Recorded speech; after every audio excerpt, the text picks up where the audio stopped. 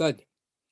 So here we go. We're looking at this Shabbat reading the Torah portion of Vaera or Vaera.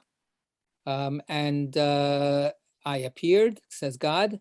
And the Torah portion is really digging into the basic, most of the story of the 10 plagues as they, happened to Egypt because of Pharaoh's stubborn refusal to give in to Moses' demands in the name of God. But the first part of it is taking up from last week, where Moses has begun his campaign and he has spoken to Pharaoh, and Pharaoh's response has been to make life even worse for the Israelites. The slaves have worse conditions for their slavery. And Moses in last week's Torah portion said to God, so come on, why are you doing this? What good is sending me if all it does is make life worse for the Israelites? So God starts saying last week, relax, everything is going to come out okay. And then in this week's Torah reading, God's speech continues. And the first part of the speech is the very important point that God says is that you don't get it. This is a turning point in Jewish history, in world history. This is a whole different dimension of my revealing myself in the world. Even Abraham, Isaac, and Jacob, and Sarah, and Rebecca, and Rachel, and Leah didn't experience me, didn't experience God in the same way that now that the Jewish people will, and the rest of the world, and they will know that I am God. So Moses goes back with this to try to encourage the Israelites to have a stiff upper lip, so to speak. They can't listen to him because they're completely worn out by their enslavement. So Moses is very lonely. He and Aaron, thank God he has support from his brother. He and Aaron keep on appearing before Pharaoh, and this is when we start getting the plagues, one after another after another. And the theme that we've talked about many times of Pharaoh's hard, heavy heart. Sometimes it says a strong heart. Sometimes it says a weighty heart. The word, like we said before about kavod. Kavod is honor and respect that comes from the word kavod and kaved, which means heavy, right? To feel the heaviness of something, feel how it's weighty, how it's important. So Pharaoh's heart is weighted down, or sometimes it's by chazak lev paro. Pharaoh's heart is super strengthened to keep on opposing God. And we have the first 8, right? First 8 plagues are in this week's Torah reading, and next week, spoiler alert, you'll have the last 2 plagues.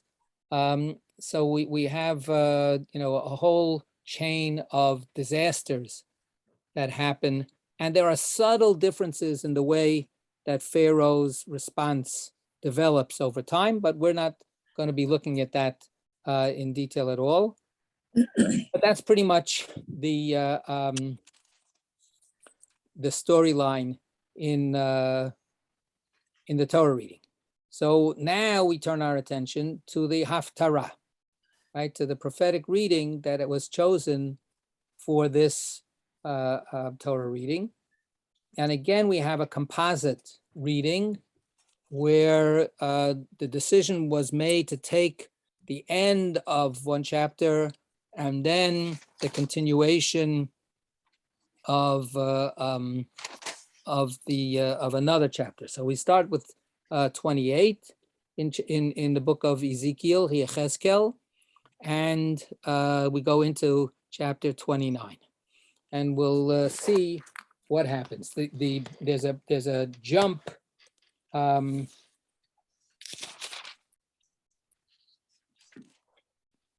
There's a jump in the Haftarah itself in chapter 29. It opens in the 10th year, And then in verse 17, it says in the 27th year. So there's a 17-year jump between the prophecy that happens at the beginning of the chapter and then toward the end of later in the chapter. So there's a bunch of jumps here, and it's all stitched together by our tradition, by the rabbinic tradition, to decide this is the way we should be taking from the prophetic experience and the prophetic period and applying it to the Torah reading. So that's what we're going to try to do now, is read this, try to understand it a little bit, and how it applies to our Torah reading. So it begins in our Eitz Chaim Chumash on 370, Ezekiel chapter 28, starting with verse 25. So if you have some other edition, find Ezekiel, and chapter 28, verse 25 is the beginning. Okay, and who's going to read for us today, please? I'll read. Thank you. Start at 28. Start chapter 28, yes, verse 25. Thus said the Lord God, when I have gathered the house of Israel from the peoples among which they have been dispersed, and have shown myself holy through them in the sight of the nations, they shall settle on their own soil, which I gave to my servant Jacob, and they shall dwell on it in security. They shall build houses and plant vineyards, and shall dwell on it in security, when I have meted out punishment to all those about them who despise them. And they shall know that I, the Lord, am their God. Okay, so we start out with a promise. I got a promise of redemption, and the redemption presupposes a situation of non-redemption, right? What is the situation that is going to be changed and repaired in this promise? And we have it in the very beginning of the phrase of the first phrases there, right? When I have gathered the house of Israel from the peoples among which they have been dispersed. So this is the situation of exile and dispersion. Okay, so this is, Ezekiel lives at the time of the Babylonian exile in the 6th century BCE, and his prophecies, we'll see the dating in the next chapter. His prophecies start from before the Babylonian exile and go through after the Babylonian exile actually happens. So in this particular case, there's an acknowledgement that the Israelites have been exiled. Now, even if it's not the Babylonian exile, what's the other exile that Ezekiel knows about and that everybody, all of his listeners, know about? It's northern Israel. Right, exactly. Right, that was like the big exile, actually. Until we get to the Babylonian exile and the destruction of the temple, that was a huge, catastrophe, a major blow to the Jewish people. And we've already had haftarot that talk about, can we find our way back together again? Will the northern kingdom and the southern kingdom be able to be reunited? So this is a major concern during this whole period. And Ezekiel is saying here that God is promising at least those dispersed are being referred to. They're all going to be restored and reunited and brought back to the promised land. So, this is like a little bit of a common theme and also a little bit of a contrast with our Torah reading, right? How does it sort of link up with our Torah reading?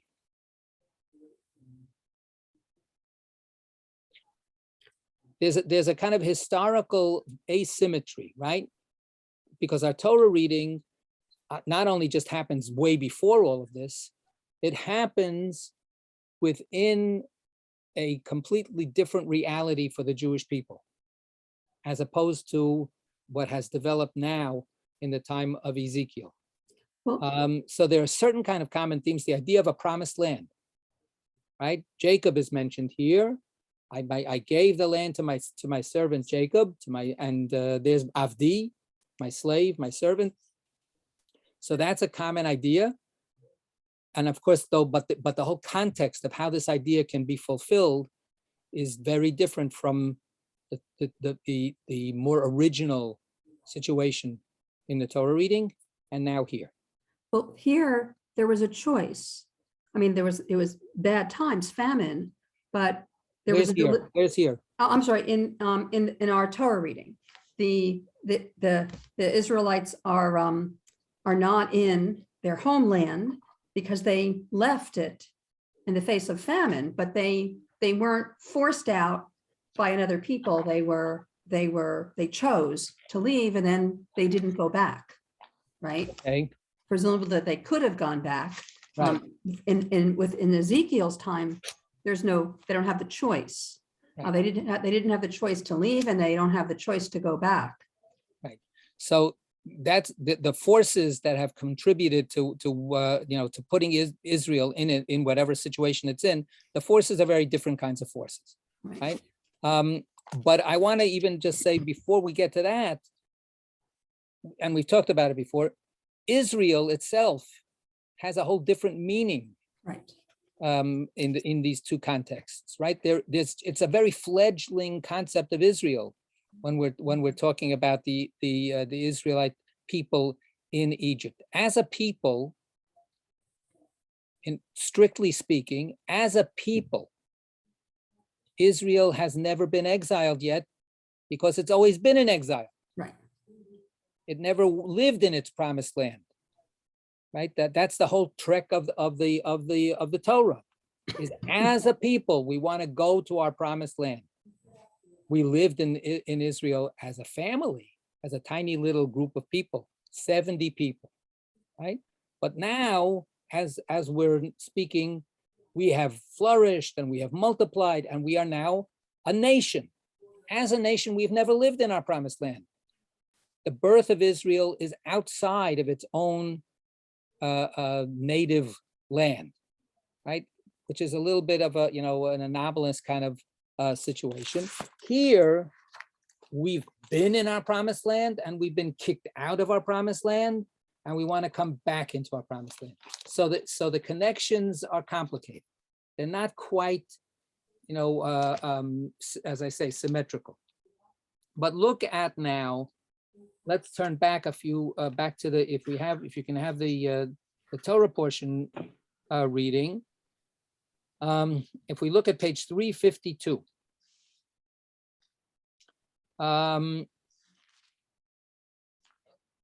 So you know what? We'll start what the heck? We'll start at the top of the page. After God introduces the name that God wants to use, and in the English we still actually have it there in the end of verse 3, right? The four-letter name of God. It's written out in Hebrew. And starting from verse 4. So this is Exodus chapter 6, starting from verse 4, and we'll read it through verse 9. Okay? Okay. I also established my covenant with them to give them the land of Canaan, the land in which they lived as sojourners. Okay, this is the patriarchs and the matriarchs. So God promised it to them. So this is, again, it's not, even though they lived there, it really wasn't theirs yet. When Abraham buys the burial plot, he says, I'm a stranger here, I'm a sojourner. It's not, and God says, don't worry, I'm going to give this land to your descendants, right? So I've established my covenant. Go ahead. I have now heard the moaning of the Israelites, because the Egyptians are holding them in bondage, and I have remembered my covenant. Say therefore to the Israelite people, I am the Lord. I will free you from the labors of the Egyptians and deliver you from their bondage. I will redeem you with an outstretched arm and through extraordinary chastisements. And I will take you to be my people, and I will be your God.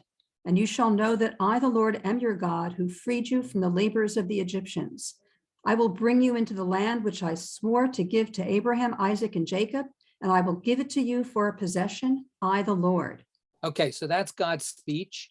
And it ends with that promise. I'm going to bring you back to the promised land. I made a promise ages ago to your ancestors, and now I'm coming through with fulfilling that promise. And that is echoed in this Ezekiel prophecy, right? When he comes, he says, when I have gathered the house of Israel from the peoples and have shown myself holy through them in the sight of the nations, they shall settle in their own the soil which I gave, right? So this is, a reiteration of this promise that God makes to Moses, and he's going to convey it to the Israelites. And then, unfortunately, just verse 9, just to wrap that part up. But when Moses told this to the Israelites, they would not listen to Moses, their spirits crushed by cruel bondage. Right. So in the Hebrew, God's speech is actually a very exhilarated utterance. It's God is very excited when God says those things.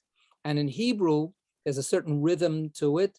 And there are, in rabbinic tradition, there are 4 pieces to God's speech. Those 4 pieces are the 4 languages of redemption, which we then celebrate at the Passover Seder with 4 cups of wine. So, God is like saying, oh, this is so great. Let me tell you what's going to happen. I'm going to do this, and I'm going to do that, and I'm going to do this, and I'm going to do that. And God is like waiting for the, standing ovation of the entire Jewish people. And, or in a different kind of way, God is hoping that this is going to lift up their spirits, that they're going to be able to say, whoa, there's light at the end of the tunnel. And it falls completely flat. God's best speech is like just, there are no shares, there are no likes, there are no cross postings on Reddit or whatever that is.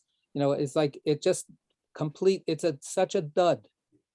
And it's one of the sad moments in the whole process. But of course, God is as good as God's word. God says to Moses, don't give up, and God doesn't give up. And God keeps on going. Here, hundreds and hundreds of years later, we've again gotten ourselves into a mess. But the mess is a little more globalized. It's not as localized as in the Torah reading. In the Torah reading, we're a people already, but still a little people, completely subsumed by this gigantic, powerful nation that is subjecting us. Here already, we have become a player in the area of the Middle East, for better or for worse, most of the time for worse. Most of the time we just get clobbered, but every once in a while we actually have active roles to play. And the plural here is nations, right? The nations that have despised, that have oppressed Israel. And of course, the exile is not that we've been taken out of Canaan and put into Egypt. We've been thrown all over the place. So there's an expansion of our own milieu, and our own arena of activity. But nevertheless, says God, I'm going to bring you back. I'm going to bring you back home. So in the first one, it's back home, but actually it's the first time that everybody's going home. Here, it's in the national perspective, really a return as a nation. Okay, now chapter 29. There's the other piece to it. I have meted out punishment to all those about them who despise them. Does that reference the plagues? So God is capable of punishing the people, the bad guys. Right now, it's very generic. So yes, right. God is going to be powerful and apply the rules of goodness and justice, and the bad guys are going to suffer. Now in 29, we're going to start getting more specific. But I also want to follow up on that, because it's following out that meting out of punishment, and in the Torah portion, it's following out the plagues about knowing that God is our God, Mhm. right? So Absolutely. That's God yes. says, I'm causing To this see. havoc, right, causing all of these terrible stuff, so that you will finally know that I am God. yeah. And Pharaoh keeps going, I don't know, no God, what's this God business? You know, and we'll see now, like I say, now the focus is going to narrow, and we'll see who the subject or the object of God's wrath is, you know, in this Ezekiel prophecy. In the 10th year, on the 12th day of the 10th month, the word of the Lord came to me. Okay, Oh, so mortal. this means that we're understanding this to mean that there is a king of Judah who has been captured by the Babylonians and taken away to Babylonia, and he is, you know, Judah's government in exile, so to speak, but he's under house arrest. He's under, you know, Babylon's, rule, and he's been in exile for now, as that's how we're understanding this verse. It's the 10th year that he's been in exile. So the Jews are still living in Judea. The southern kingdom is still functioning, but their king was taken away 10 years ago. So that means that we're talking about 587 or so BCE. The destruction of the temple will be 586. So this is right on the Rabbi? eve. Hold on. Right on the eve of the destruction of the first temple, we have this prophecy now dated by Ezekiel. Yeah, that's David there. Yes, it is. Hi.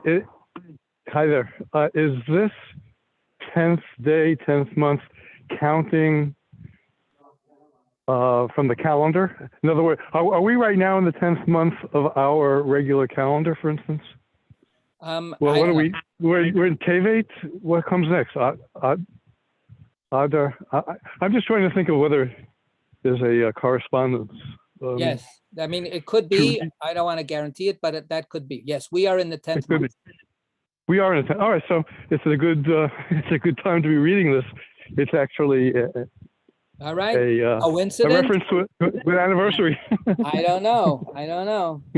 Yeah. Yeah. If Okay. it helps, I don't know if it helps, but Robert Alter has a note that says this would be 587 BCE, roughly half a year before the conquest of Jerusalem. Exactly. Good. Yeah. Okay, good. All right. Okay, O mortal, turn your face against Pharaoh, king of Egypt, and prophesy against him and against all Egypt. Okay, so here that's the narrowing of the focus. If before we were talking about all the nations that have caused you trouble, now it comes, you know, we drill down to one bad guy. One bad guy is Egypt. And again, the kind of, you know, echoing that should be going on as we read this is, you know, some things never change, right? Egypt is the bad guy in our Torah reading. And here we are with so many things have changed in world history. So many things have changed in you know, all around and with us and everything. And here we are again. Guess who is the cause of all our troubles?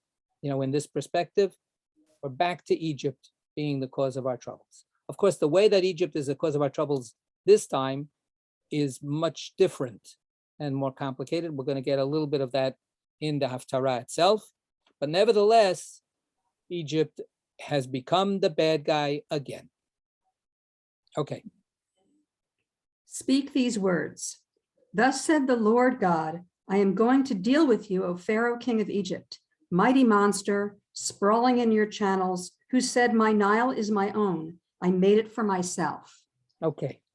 So the word monster in the Hebrew is Hatanim Hagadol, the great Tanim, which sometimes is translated as monster, sometimes is translated as crocodile or serpent or sea serpent. We have at the very beginning of creation that the Taninim Hagdolim are the great ocean serpents are created, and we also have something in our Torah reading that links up with this. The serpents, the staff that turns into a serpent. Right. We keep saying serpent there, but sometimes it says nachash and sometimes it says tanin. So that word is used here and in our Torah reading, right? When we have that contest between Moses and Aaron on one side, and they have that their staff, and they throw it down, and it turns into I think that's I don't remember now which is the first. So Nachash and Tanin are both used, but which one is first mentioned? I don't remember. Let's see, just out of curiosity's sake. Give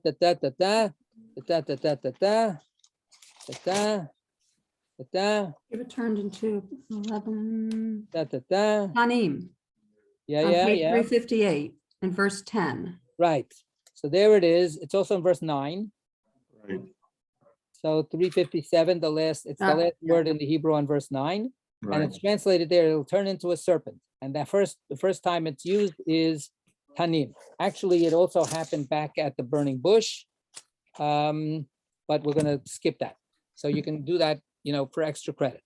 So here it is now, looking in hindsight from our Haftarah backwards, we have this idea of, oh, Pharaoh, you think you're such hot stuff. You consider yourself the big behemoth of the waters, right? And specifically relating, as we say here, to the Yaor, to the Nile, to that river, which is the Nile itself, and the identification between Pharaoh and the Nile. And of course, the Nile is like this serpenty, flow of water that gives life to all of Egypt. That's what Egypt depends on.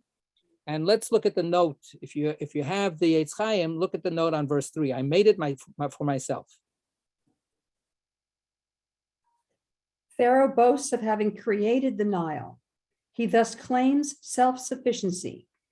Alternatively, the Hebrew verb here, astini, means I have made myself. I have made myself, self-creation. Right. This is the more radical mythic assertion laden with the hubris of self-creation. It is so understood in many rabbinic midrashim and liturgical poems. Right. The whole, the question that we start out when we're very, very young. So who created the world? God. Who created God? So God created God, or Freud created God. But, there is no before that. So but in mythic terms, that's how they answer that question also. The gods create themselves. Mm-hmm. Right. So autogenesis, I think, is a fancy term for that. So that's one of the things that we have here of Pharaoh, making himself into a god.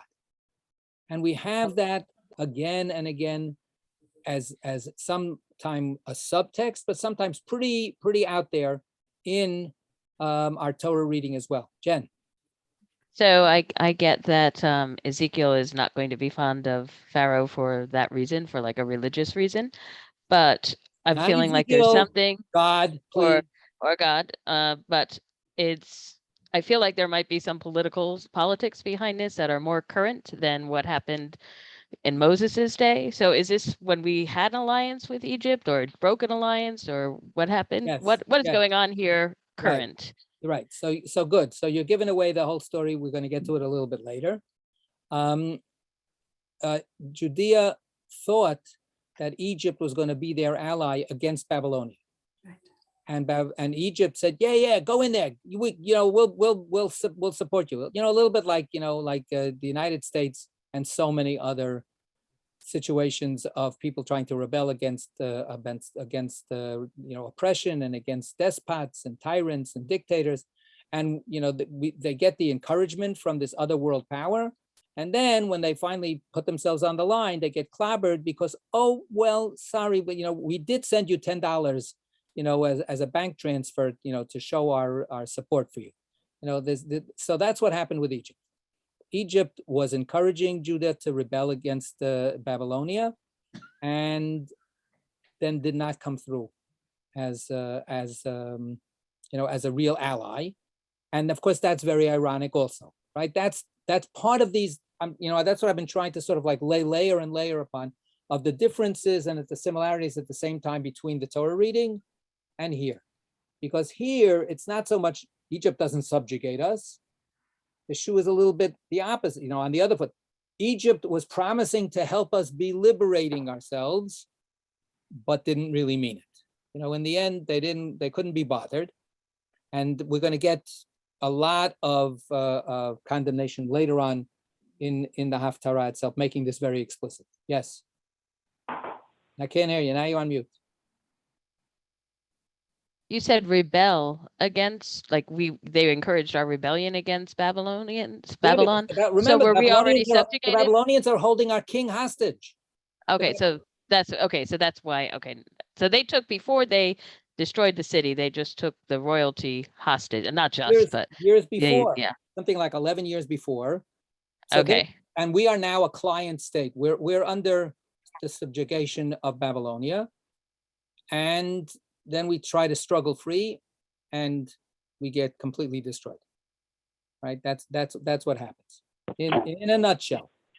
Thank you. Okay, got it. Yeah, but you intuited the whole thing, right? That's the whole deal. But coming back to this, so what we have here is these mythic images. Yes, Ezekiel is speaking about a particular present reality, but the mythic images that he's using against Egypt are ancient images that are part of the Egyptian, culture, part of the Egyptian way of looking at themselves, right? And their own kind of mythology. So it helps us appreciate a little bit more what's going on in our Torah reading, where these mythological concepts are alive and well. They're just not, thrown out there in that explicit way, but it ends up becoming more and more clear, and certainly in other places, that God is saying, oh yeah, you think you're, so first of all, again, the Nile is the first entity that is struck down by God. Right? You worship the Nile is your source of life. Guess what? I'm turning the Nile into blood. Right? So, and so this is, again and again, the way things happen. If you look, and of course, yeah, if you look again, back to the Torah reading. So look at,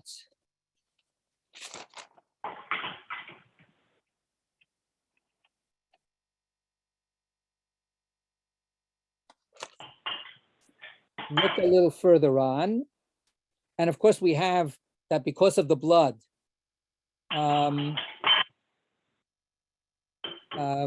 verse 18, chapter 7, v'hadaga asher bayor tamut, and all the fish that are in the Nile will die, right, because of that.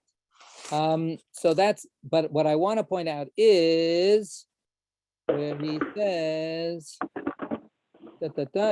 keeps on, so God keeps on, and of course Pharaoh keeps on saying, I don't know this God that you're talking about, and so on. But come on.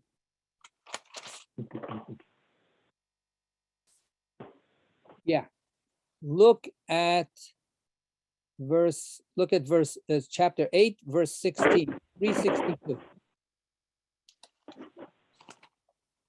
Okay, what verse?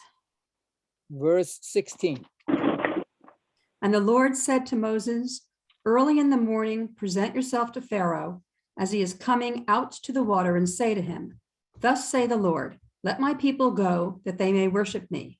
For Okay, if you so do that's it. That's Oh. enough. We know the rest of it. We know it by heart, right? So where is this confrontation happening?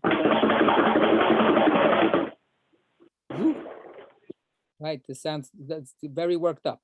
Early in the morning, present yourself to Pharaoh as he is coming out to the water. of the water, oh, to the water, oh. Right, he's going over to the water. Right, there is only one water in Egypt. That's the Nile. Right, so this is this early morning, predictable routine. Pharaoh goes to the Nile to start his day. Now, is that a kind of a ritual connection to the Nile? To be connected to the supreme powers that are there? The rabbis turned it on its head, and they made it. They understood that was part of what was going on, but they turned it on its head, And they say, you know why Pharaoh is going early in the morning to the water? Because he doesn't want anybody to see that he's a human being like everybody else, and he has to take care of his physical bodily needs. So he's going over there because he's got to relieve himself. And that's when you're gonna, go talk to him. Go talk to him when his pants are down and tell him, you know what, you're not God. Right? And you don't want anybody to know that you're not God. You don't want anybody to know that you actually have to, do these things like everybody else does. But, listen to God instead. So there was an intuition that this was this, battle of the gods, so to speak. And God says, I'm really God, not you. And you say that you are, and you say that you are that godlike creature that has created either the god of the Nile, or you have created yourself as one of these mythic gods. No. Okay. What's going to happen? Now let's continue back to Ezekiel, verse 4. I will put hooks in your jaws and make the fish of your channels cling to your scales. I will haul you up from your channels with all the fish of your channels clinging to your scales. And I will fling you into the desert with all the fish in your channels. You shall be left lying in the open, ungathered and unburied. Right. Just by the way, the channels are the irrigation channels, right? The whole point was that the Nile is a river, and the only way that you're going to be able to get any possibility of living is by extending the Nile waters through these irrigation channels. And then, of course, that's how the Nile expands. And then the fish that are in the river start ending up going into the other channels, and so on and so forth. So this is you big fish. You're the big fish of the river. I'm going to catch you. You're going to squirm. You're going to thrash like a fish on a hook, and all of the other little fish are going to be stuck on your scales. And then I'm going to throw you out, and you're going to start, writhing and squirming and dying. Where? On land, in the desert. Not just on land, in the desert. Right. Where are the Israelites supposed to go to worship God? Into the desert. Into the desert. Moses says to Pharaoh, we're not going to be able to do this in Egypt itself, because then the Egyptians will be so appalled that we're going to be slaughtering their gods. It's going to be an abomination to them. We're going to worship God the way we want to worship God. It's not going to be in keeping with the religious sensitivities of the Egyptians, and they're going to attack us. We have to go 3 days journey into the desert to get away from the Egyptians so that we don't do it in their face. We're going to challenge you, Pharaoh, to your face.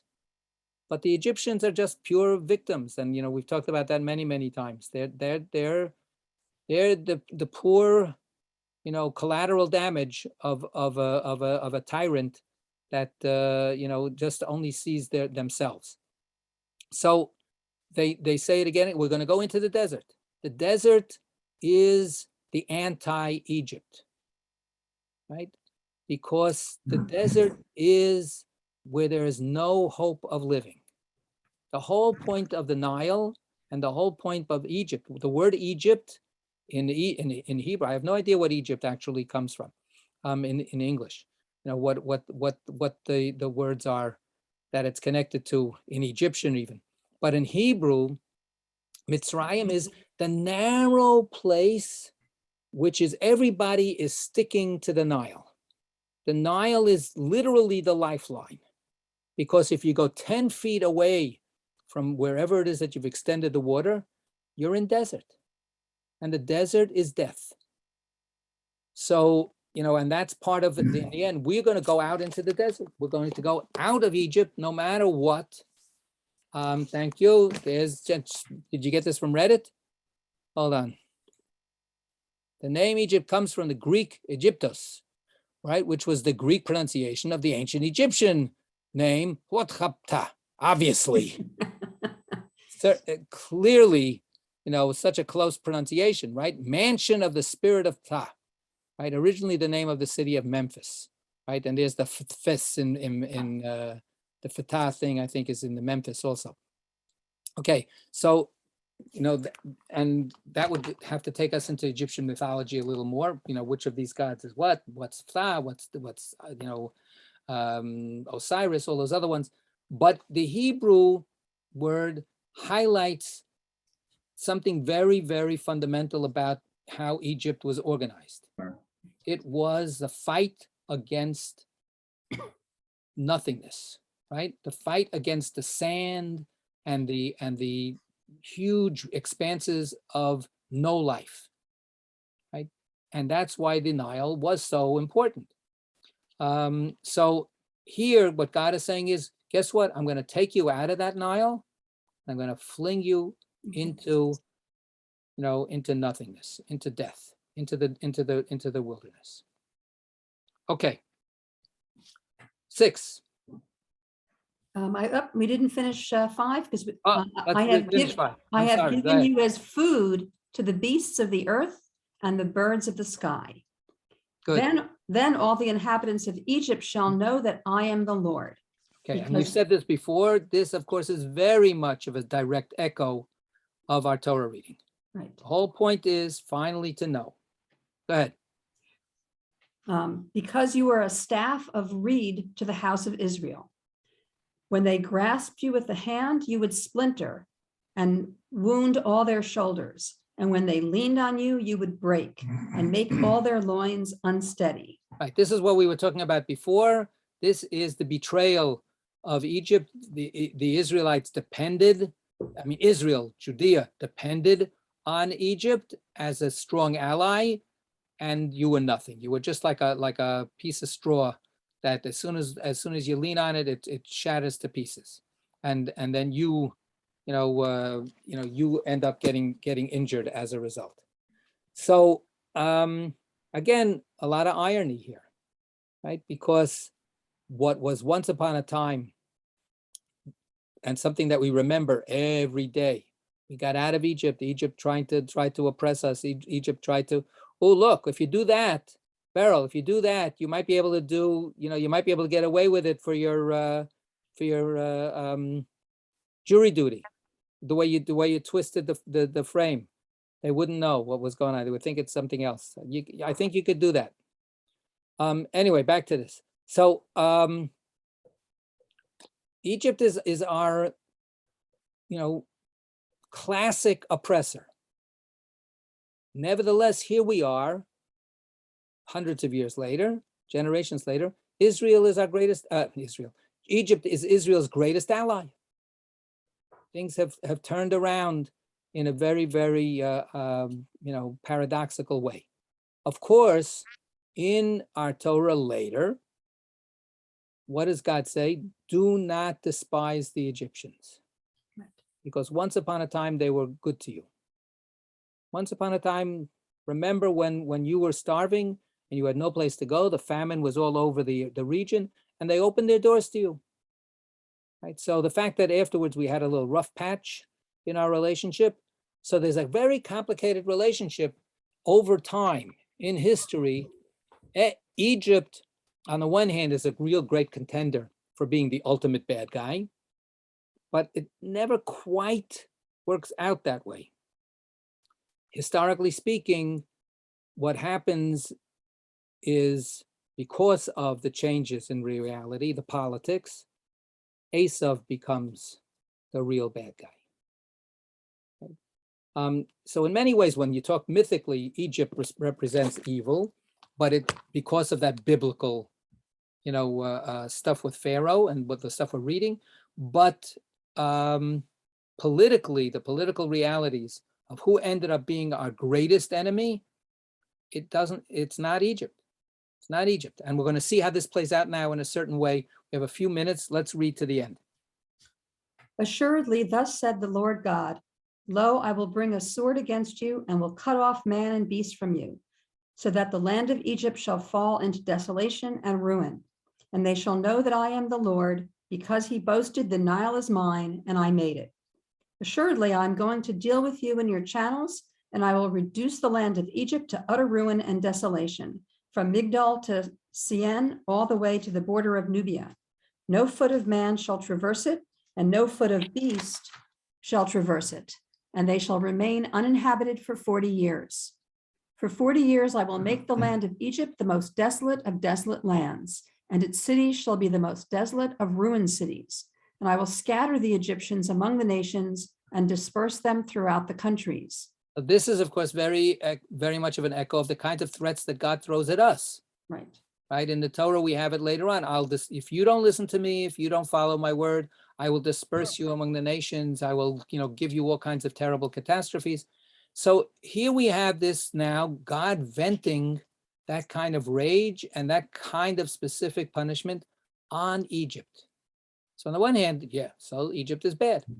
But on the other hand, there's a parallelism there that could somewhat give us a sense that we found in other parts of prophets.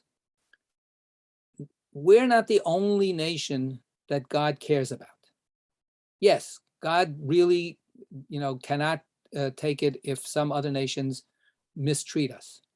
But God has said other times that I am the God of the whole world, right? That's what God is saying. I want you to know that I'm the God of the whole world. What's it for? Just to be able to bash the rest of the world, over the head? No, it's in the end, it's to be your God. So there's a certain kind of punishment here that speaks about a special relationship. And now let's see what follows through. We just have a couple of minutes. Further, thus said the Lord God, after a period of 40 years, I will gather the Egyptians from the peoples among whom they were dispersed. I will restore the fortunes of the Egyptians and bring them back to the land of their origin, the land of Pathros. And there they shall be a lowly kingdom. It shall be the lowliest of all the kingdoms, and shall not lord it over the nations again. I will reduce the Egyptians so that they shall have no dominion over the nations. Never again shall they be the trust of the house of Israel, recalling its guilt and having turned to them. And they shall know that I am the Lord God. Okay, what do people make of that? 40 years, huh? It's a long time. 40 years. Well, 40 years. Just the wandering that we did in the Yeah. desert, there's that echo of that later. Of course, this is a real classic biblical number that's being used.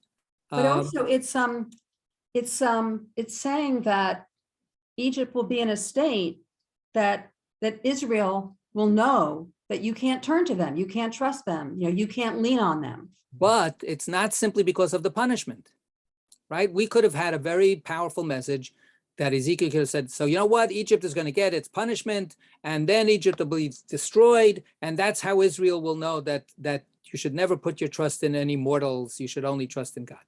But that's not what happens. What happens is that God then says, just like God says to us, and I'll bring you back home. I will restore you back to Egypt. I'm not going to let you become a superpower again. Of course, that prophecy, it, took a while, but you will no longer be the kind of superpower that will then be a temptation for other people, such as us, right, to worship and to have a false confidence in, a false faith in, and something that maybe you don't need either. I would think, for instance, after World War II, the way that we thought about how should Japan, how should Germany be reconstituted? They're not going to disappear. They shouldn't disappear, but how can they be remodeled so that they don't fall into the kinds of ways of self-identification that was, totally a disaster for them and for the world? So we have here something of that here as well. I'm going to restore Egypt. I want Egypt to continue. I just don't want Egypt to continue in the kind of, hubristic way that it did before. Okay, we're going to, let's just read the last verse 21. So we'll finish on the way the Haftorah finishes, because we don't have time. On that day, I will endow the house of Israel with strength, and you shall be vindicated among them, and they shall know that I am the Lord. Right. So even against the Babylonians and all the other nations, but the key focus here obviously is Egypt itself, and that's how we see the very complex interplay with the rabbis knowing that you can't just read the Torah as ancient history. You know, certainly by the time they're existing, Egypt is a whole different kind of national identity, very significant one. But what they're showing is that you have to keep on reading the Torah with, you know, with two eyes, with an eye toward back there, and then an eye toward these continuing developments. All right. Yasher koach, everybody. To be continued. Oh, next week, there's no 6:30 session. The rabbinic candidate will be starting something at 8 o'clock, and everybody's invited to Zoom into that. Enjoy. So next week, we're off all of the classes on Thursday night and on Sunday as well. Okay? Tigers and everybody. Bye-bye.